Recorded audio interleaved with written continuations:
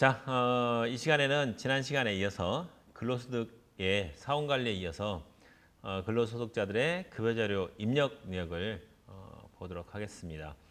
여러분들 교재 문제에 있는 389페이지에 있는 내역을 보면서 389페이지에 있는 내역을 보면서 여기를 따라 입력하면서 내용을 익히도록 할게요.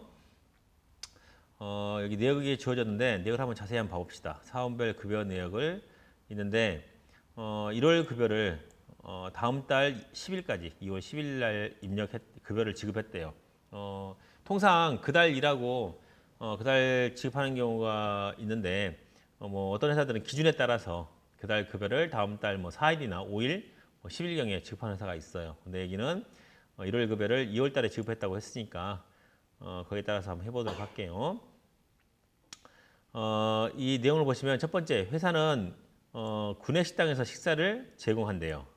구내식당에서 식사를 제공하기 때문에 이 식사를 제공하고, 근데 아래 식대까지 있네요. 보니까 식사를 제공하고 식대를 같이 주는 경우에는 현물 제공하는 식사는 비과세예요. 현물 제공하는 식사는 비과세인데 반해서 별도로 주는 식대는 과세예요. 그러니까 아래 당구장 표시에 나와 있는데 일반에 식대를 지급하고 별도 식사를 제공하므로 수당에서 과세 식대를 추가로 등록하래요. 그러니까 식대는 식대인데 원래 기본적으로 식대가 있어요. 기본적인 식대가 있는데 그 식대 외에 그건 이제 비과세되는 식대고 과세되는 식대를 추가로 하나 등록하라고 돼 있어요. 그리고 두 번째, 박태희 씨 두 번째는 개인 차량을 업무에 사용하고, 그러니까 개인 차량을 업무에 사용해서 하고 있대요. 하지만 김영주는 개인 차량을 업무 외에 사용한다고 돼 있는데 이 둘 다 자가운전 보조금을 받고 있어요. 자가운전 보조금을 박태희 씨와 김영준이 자가운전 보조금을 받고 있는데 차이가 뭐냐?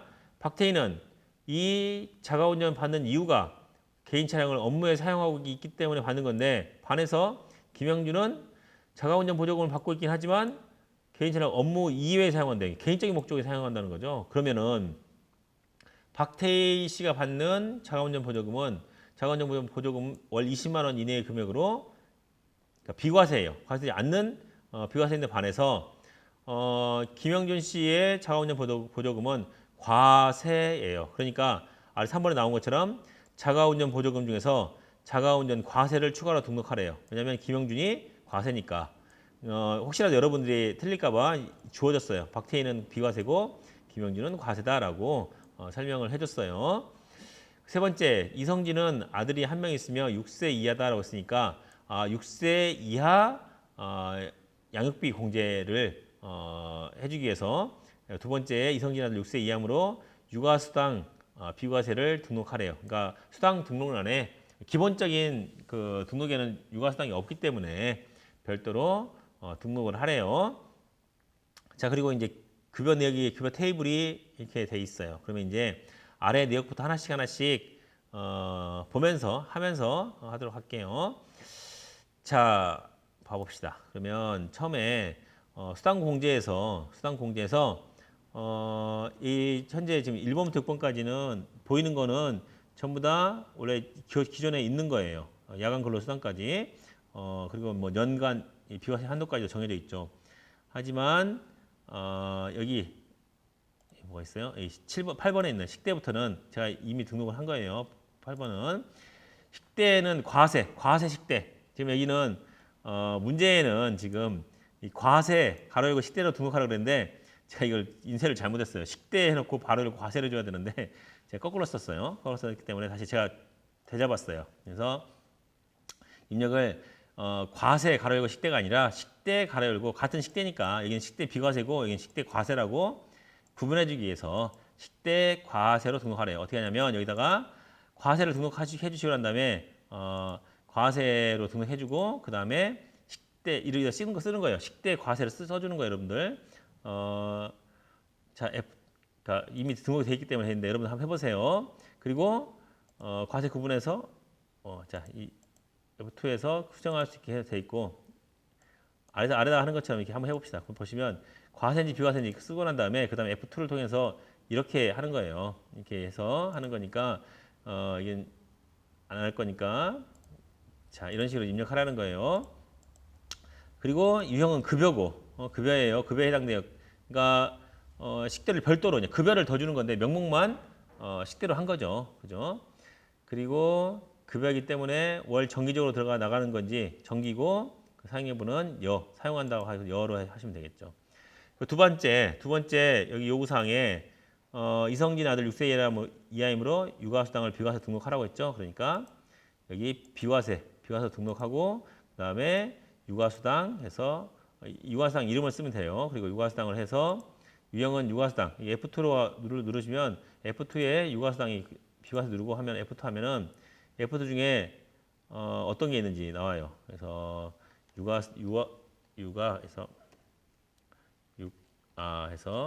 Q01의 육아수당이다 이렇게 이런 식으로 나온다는 거예요. 확인 눌러주면 돼요. 근데 이미 위에 있기 때문에 이런 식으로 하는 거예요. 자, 육아수당을 입력해 주시고 월 정기고 상여부 여로 해주시고 그 다음에 세 번째로 자가운전 과세되는 자가운전을 추가로 등록하라고 했기 때문에 이 자가운전 과세로 해서 입력해 주시면 되겠죠. 자가운전 과세되는 거 위에는 자가운전 보조금 위에 있는 상단에 6번은 비과세잖아요. 이곳에서 보면은 비과세 여부에 비과세로 돼 있잖아요. 이렇게. 근데 여기 아래에 있는 자가운전은 과세니까 과세를 선택해서 자가운전 과세를 등록해 주시면 되겠죠. 이렇게 먼저 수당 등록을 하고 난 다음에 그 다음에 급여 내역을 입력을 하래요. 그래서 급여 내역은 귀속 연월은 몇 월 달 거 급여라고 그랬어요? 방금 전에 1월 급여라고 그랬죠? 1월 급여. 그리고 지급일은 2월 10일이라고 했으니까 여기 귀속 연월일은 귀속 월은 1월 선택해 주시고 지급일은 2월 10일 이렇게 해주면 돼요. 그러면 제가 미리 입력을 해놨는데 이성진 씨의 경우에 여기 급여 테이블을 보세요. 급여 테이블을 보시면 이성진 씨는 기본급이 500만 원이에요. 그죠? 기본급 500만 원이고 식대인데 비과세되는 식대니까 비과세가 아니라 과세되는 식대니까 왜? 식당에서 식사를 제공해주고 있기 때문에 과세 식대 10만 원 순서대로 이렇게 보시면 돼요. 여기 순서대로 기본급 식대 10만 원. 그 다음에 이성진 씨 아들 6세 이하라고 했어요. 육아수당 10만 원 비과세되는 거 10만 원 해주시고 자가운전 보조금 없고 상여금이 15만 원 있대요. 상여금 15만 원 입력해 주시면 총 과세는 525만 원이고 비과세되는 육아수당 10만 원 해서 지급 총액은 535만 원이고 공제는 이걸 입력해 줬더니 공제는 국민연금과 건강보험, 장기요양보험, 고용보험을 차감하고 그리고 여기에 해당되는 소득세까지 소득세 100% 적용되는 소득세까지 했더니 이렇게 적용돼서 공제 총액이 81만 2,910원 돼서 차인 지급액이 453만 7,090원이 되더라라는 거죠. 두 번째는 박태희 씨는 어떻게 돼 있어요? 기본급 400에 식대 10만 원, 식대 과세되는 거죠. 자가운전 보조금 20만 원인데 이거는 박태희는 비과세라고 그랬죠. 그래서 입력해 주시면 기본급 400만 원에 식대 과세되는 식대 10만 원과 자가운전 보조금인데 과세 자가운전 보조금이 아니라 비과세되는 20만 원 자가운전 보조금이죠. 그 내역을 과세되는지 여부는 어떻게 하냐면 아래에 과세되는 게 410이고 비과세가 20만 원 돼 있죠. 그래서 합계 지급 총액이 430만 원 되는 거고 이 국민연금부터 지방소득세까지는 계산되어져 입력을 하면 계산되어져 나오는 거니까 공제총액 58만 4,750원에서 차인 지급액이 371만 5,250원 되면 되겠습니다. 자 마지막 김영준 씨는 어떻게 돼 있어요? 김영준 씨는 기본급이 500만 원에 식대가 10만 원, 자가운전 보조금 20만 원인데 이 20만 원이 어떻게 돼요? 과세되는 거죠. 과세. 그리고 이번 달에 특별히 상여금이 50만 원 있어요. 이 내용을 한번 입력해 보시면 김영준 씨는 기본금 500만 원에 과세되는 식대 10만 원 그리고 과세되는 자가운전 보조금 20만 원이고 거기에 상여 50만 원까지 더해서 비과세되는 거 없이 전부 다 과세되는 거예요. 비과세 항목이 없잖아요. 그러니까 과세되는 거 580만 원, 지급 총액이 580만 원 되고 그 중에서 공제되는 공제 총액이 92만 5천 070원 해가지고 580만 원에서 이 금액을 뺀 487만 4,930원이 차인 지급액이 되겠습니다. 이렇게까지 해서 이제 그 급여 지급액이 입력이 되고 여기에 더불어서 이게 끝나지 마시고 여기에는 이제 책에 있는 문제 입력까지 돼 있는 거고 여기에 추가해서 우리 한번 우리가 흔히 자주 사용하는 메뉴를 한번 보도록 하시죠. 급여 자료 입력까지 끝냈고 그다음에 급여 자료 입력했으면 여기서 그치지 않고 이 급여 자료 입력한 거 외에 우리가 일반 전표 입력에다가 회계 관리 중에 일반 전표 입력에다가 급여 내역을 입력하고 싶어요. 근데 급여 자료를 입력하고 싶은데 이걸 일일이 그러면 여기 급여 자료 입력하는 거 별도, 원천 징수에 급여 자료 입력하는 거 별도, 그리고 여기에 일반 전표 입력하는 거 별도 하면은 너무 힘들겠죠. 그래서 메뉴를 하나 줘줘서 급여 자료 회계 처리라는 게 있어요. 그래서 급여 자료 회계 처리를 누르시면 예를 들어 이제 1월 달 거니까 1월 것만 봅시다. 1월 거 보시면 이렇게 방금 전에 우리가 입력한 합계 내역이 쭉 나와요. 나온 것을 아이고 자 원천에 있는 이거 그 자료 내역을 있는 내역을 여기다가 입력하는 거죠. 근데 1월 달 것을 2월 10일 날 줬으니까 여기는 1월 10일 전표 발생 일자는 2016년 발생지 따라서 01월 31일 날 할 거예요. 왜냐하면 1월 31일자 1월 달 거 급여이기 때문에 그래요.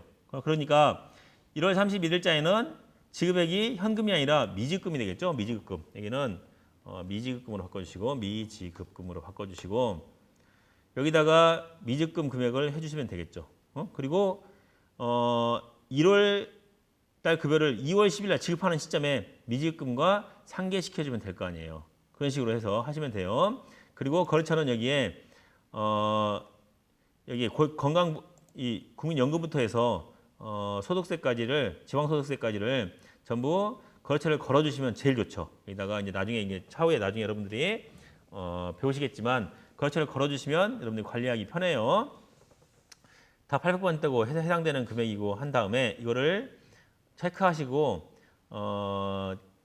전표 추가를 눌러주시면 일반 전표에 전표를 발행하시겠습니까? 예 해주시면 일반 전표 한번 가볼까요? 일반 전표 1월 달에 가면은 이렇게 1월 31일자에 방금 전에 급여하고 상여 지급한 내역이 분계가 되어져요.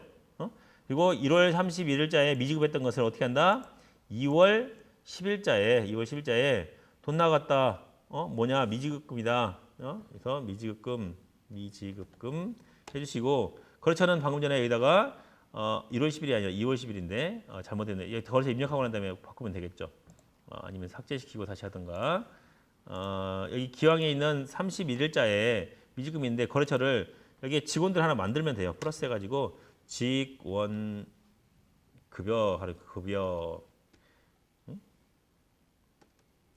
만들어서 해주시면 109번에다 거래처 코드 등록을 해주시고 직원 급여를 해주신 다음에 미지급 내역을 다음 달 2월 10일 날 돈 나갔는데 출금 돈 나갔는데 이 미지급금이고 미지급 내역 거래처는 직원이다. 직원 109번 직업이고 금액 얼마였어요? 방금 전에 금액 얼마였죠? 원천에 있는 금액 잡게 이 금액 1300 13127 270을 13127